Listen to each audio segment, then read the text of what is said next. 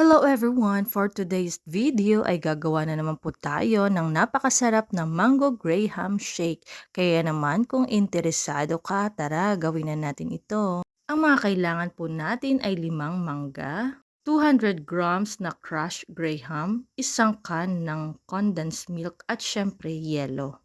Binalatan ko lamang po ang mga mangga at inislice ko rin po ito ng pa-cubes at pagkatapos ay inilagay ko na nga po dyan sa ating blender.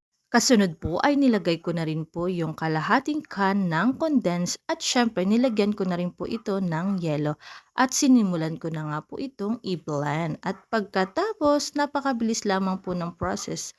Ganyan lamang po ang inyong gagawin at okay na po yan. Nagsimula na nga po ako magsalin sa mga baso.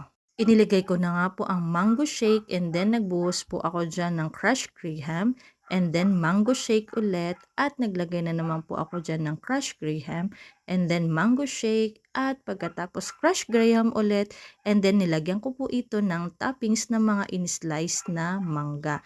Ganyan lang po yung aking mga ginawa at nalagyan ko nga po itong napakaraming baso. Nag-prepare po ako dyan ng 6 na baso dahil napakarami namin dito sa bahay at talaga namang nag-enjoy po ang bawat isa dahil napakasarap bagay na bagay sa napakainit na panahon. Kaya naman, ano pa po ang inyong hinihintay? Try nyo na rin pong gumawa ng ganito habang mura pa po ang mangga sa palengke ay bumili na po kayo at hindi na po kayo papahuli. At ayan na nga, tinikman ito ng aking pamangkin at mukha namang nasarapan siya.